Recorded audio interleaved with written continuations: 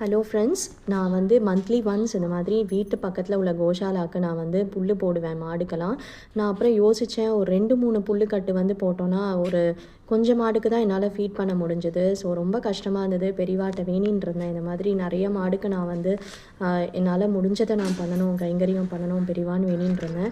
So அப்போ பார்த்திங்கன்னா அந்த கோஷாலாலேயே அவள் வந்து புல் வந்து கிரைண்ட் பண்ணி கொடுக்குறோன்னு சொன்னான். ஸோ அதனால் என்னால் ஒரு 5-6 பேக்கும் வந்து என்னால் போட முடிஞ்சது ஒரு மந்த்லி ஒன்ஸ் என்னால்.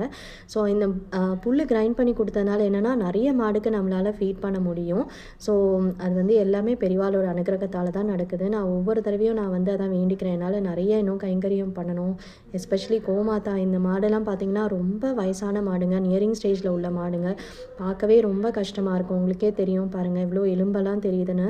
ஸோ நீங்களும் உங்கள் வீட்டு பக்கத்தில் உள்ள கோஷாலா எதாக இருந்தால் கண்டிப்பாக உங்களால் முடிஞ்சால் ஹெல்ப்பை நீங்கள் பண்ணுங்கள். இது மாதிரி புல் வாங்கி போடுறதோட புல் இது மாதிரி கிரைண்ட் பண்ணி கொடுக்குற இடத்துல வந்து நீங்கள் இது மாதிரி பேக் வாங்கி போட்டிங்கன்னா நிறைய மாடுக்கு நம்மளால் ஃபீட் பண்ணலாம். ஸோ பெரியவா மேலும் மேலும் அனுகிரகம் பண்ணணும்னு நான் வேண்டிக்கிறேன். தேங்க்யூ.